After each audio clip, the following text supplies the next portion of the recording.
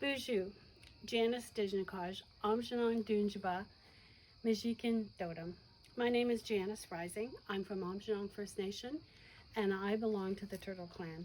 I'm happy to be able to introduce myself with a little bit of language because for many years I was not able to use my language and didn't learn very much. Because of residential schools and because of cultural practices that were denied our First Nations people, the language was not taught as it is today. So I'm proud to be able to at least say my name and to introduce myself in my language. I am the mother of Lorena Rising, and I'm very proud to be able to participate in Orange Shirt Day. She's asked me to share a little story, a personal experience of a child from my family who is actually my brother. His name was Gerald Maness, and I here at this site, I see his name on this monument. And although he did not actually attend the Mount Elgin School, he did attend Mohawk Residential School for a short period of time. And I'm just going to share this little story to make it seem real, that it wasn't that long ago that children had to attend residential schools. And in my family, Jerry, as we called him, he was the third oldest in the family. And at the time that he would have probably been in about grade 7, and he was attending the school on our First Nation at Amjanong. And for some reason, and I don't really recall, but this as a story, as my mother had told me, that there was not a teacher, and they were worried. So in our family, the education was very important. And my parents, and particularly my mother, was a very kind, loving person who was very devoted to her children and always wanted what was best for her children. So she was worried that Jerry was not going to get his school year because there was no teacher to teach at the school. And in those days, and this would have been in the 1940s, that there was, it was hard to keep a teacher to teach on the First Nation. So the Indian agent was saying, well, children have to be in school even if you don't have a teacher, so you have to think of alternate arrangements. So he was recommending that children be attending the residential school. So my parents, thinking they were doing the best thing for their son, decided that he would attend Mohawk Residential School in Brantford. So again, in the 1940s, that was quite a distance from Sarnia. And they really believed that they were doing the right thing for him, and he went to residential school there. And he'd been there for a month and a half or so, and another family had said, we need to go and visit our kids, because they're so far away, and there's a fall fair going on, so why don't we take the car and drive up there, and we'll go visit our children so we can take them to the fair. Well, when they got and arrived at the residential school, and they said they wanted to take their children out for the day, the principal of the school, or the administration, said, oh no, the children are not allowed to leave the premises. They're not allowed to go out. And then my parents had said, well, at least let us visit with them. And they said, oh, that's again another thing that's against the rules. Once the children are here, we don't allow them to interact with their family. They're not allowed visitors. They're not allowed to go out anywhere, and they're not allowed to have visitors. Well, that was quite a surprise for my parents, and they were getting quite upset about it, and they insisted. They said, well, we're not leaving until we see our kids. And there was another family that was there as well and said, we need to see our children. So they finally said, okay, we'll let you have a little visit. Well, when my brother came out of the school to see, and he saw his mom and dad, he burst into tears and he cried. And he couldn't talk right away because he was so emotional. And my mom took one look at him and said, this is no place for you. He was dressed in rags. He had no shoelaces in his shoes. And she just couldn't believe the condition that he looked. It was not anything the way she had sent him off to school, thinking she was doing the best thing for him. And so my dad was very upset, and he said to the administration of the school, "This is no place for children to be in. My son is not staying here." He said, "Well, he's already registered and you can't take him out." So it was quite a lot of red tape. But my mom she just was beside herself because she could not believe that that was what they had sent them to, and the conditions of the school, the way the children were treated, were just unbelievable. And they were eventually, after quite a lot of red tape and a lot of lobbying with the Department of Indian Affairs and the school to allow them, but my brother finally did come home. And so he was one of the fortunate ones. He didn't have to live at the residential school and go there for many years. But even that short period really impacted his life. I still get goosebumps when I think about it. And I get quite teary when I think about it.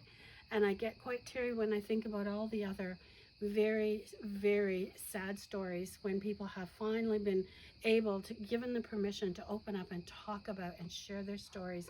Because this is a piece of history that Canada needs to recognize, the way and the conditions that children endured. Many children didn't come home, many children did, but they suffered a lot of challenges as they tried to be reintroduced to their families and to their community. And this is a legacy, but I think at this point in time, I'm so happy that we're able to move forward. We can wear our orange shirts in recognition of all the survivors that had, and what they endured, the legacy of residential schools. And I would like to just end my little story with saying that I really hope that every person who is wearing an orange shirt today just takes a minute to remember that every child matters, and that we need to remember and we need to know our history. Miigwech. Ani Buju, Larina Rising Dijnakas, Amjanang Dunjaba, Wawashkeshi Dodem, Anishinaabe Kwayandao. I'm Larina Rising, and I'm from Amjanang First Nation.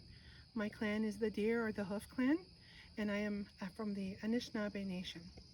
And wanted to do a little short video, and my son Xander is going to do the editing, and hopefully we can share it with some of our close friends and relatives and with his class. And I just wanted to talk a little bit about what Orange Shirt Day means to me.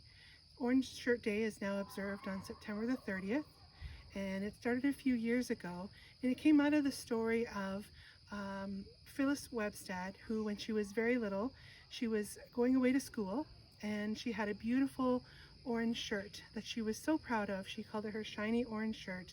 And when she got to residential school, the shirt was taken from her, and she was given a school uniform, and lots of other things happened at the school that we would think today are absolutely atrocious.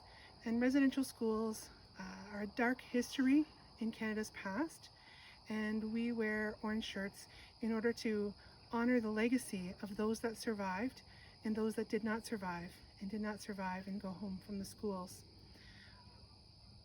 The fact that I was able to introduce myself in the language, in the Anishinaabemowin or the Ojibwe language, is a testament to the resilience of our Anishinaabe people and all Indigenous peoples.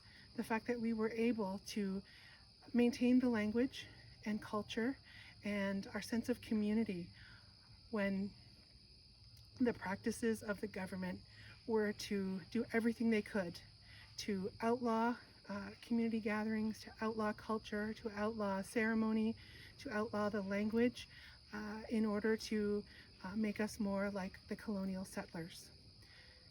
Orange Shirt Day is especially meaningful to me because my grandmother went to residential school, and we're here today on the site of the Mount Elgin Residential School in Muncie, Ontario. And my grandmother, Phyllis Plain Ba, she attended this school, and I actually didn't even know it. She didn't talk about it, and I was here for an event, for the unveiling of the monument and an event marking reconciliation. And it wasn't until I saw the names that I realized that she had come here, and a lot of things fell into place with respect to intergenerational trauma that my family still suffers. And while we thrive and are resilient like any other family, we still have a lot of those intergenerational traumas to heal from.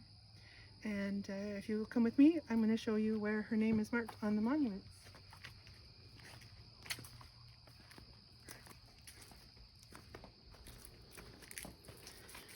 So if you'll see here, there is Phyllis Plain, as well as her siblings.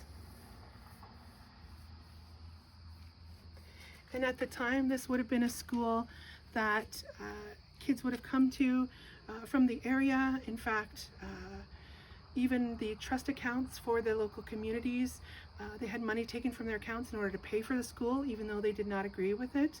And they certainly wouldn't have agreed with what went on in the schools.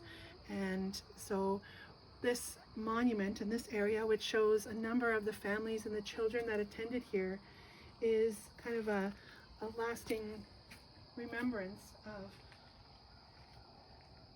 being able to acknowledge the experience that these children went through. And for Orange Shirt Day across Canada and perhaps across the world, we ask people to wear orange shirts and to recognize that every child matters, that this type of thing won't happen again, and that we acknowledge that intergenerational trauma that still lingers today. The last residential school in Ontario closed in 1996.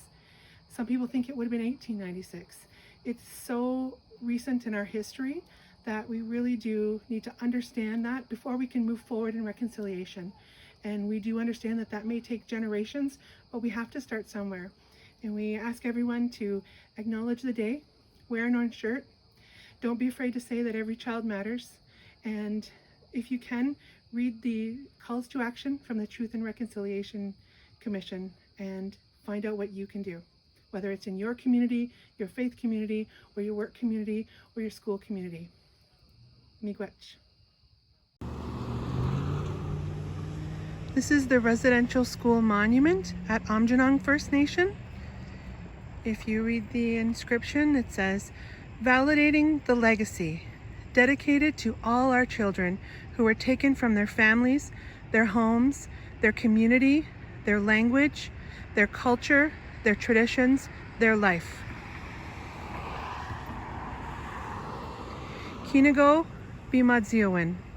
The story of residential schools is an ignoble chapter in Canadian history. Our community continues to suffer. For more than a century, well over 100,000 Aboriginal children attended these institutions.